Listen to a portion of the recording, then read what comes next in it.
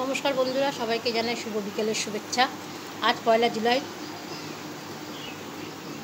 ভারতের তথা পশ্চিমবঙ্গের উপকার বাংলার দ্বিতীয় মুখ্যমন্ত্রী ডক্টর বিধানচন্দ্র রায়ের জন্মদিন ও মৃত্যুদিন। ওনার জন্মদিন ও মৃত্যুদিনকে জাতীয় ডাক্তার দিবস হিসাবে পালন করা হয়। এই ডাক্তার দিবসে অ্যালোপ্যাথিক, হোমিওপ্যাথিক, আয়ুর্বেদিক সমস্ত অভিজ্ঞ ডাক্তারদের জানাই প্রণাম আর সমবয়স্ক ডাক্তারদের জানাই অনেক অনেক শুভেচ্ছা, অভিনন্দন। প্রতি বছর এই দিনে মাননীয় দিদিকে অনুরোধ যেন পশ্চিমবঙ্গে আরও বেশি বেশি মেডিকেল কলেজ, আয়ুর্বেদিক কলেজ স্থাপিত হয়। বিধান রায়ের বিধান, পূর্ব তার নিদান, ডাক্তার হিসাবে মহান, বাস্তবায়ন হলে সংবিধান, মুখ্যমন্ত্রীর পদ পান, প্রতিবার বিচ্ছুরণ ঘটান। দুর্গাপুর, বিধাননগর, কল্যাণী, অশোকনগর সুনিতার হাতে প্রতিষ্ঠিত বাংলার সকল রূপকার শ্রদ্ধার পত্রসভার 14 বছরের মন্ত্রিত্ব। ভারতরত্নে প্রথম বাঙালি সেটা কীভাবে ভুলি, কর্মবীর হিসাবে স্বীকৃত।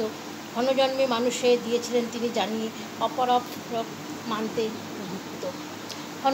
জন্ম মৃত্যু একদিনে, আপনাকে রাখবো স্মরণে, আপময় বাংলার জনগণ।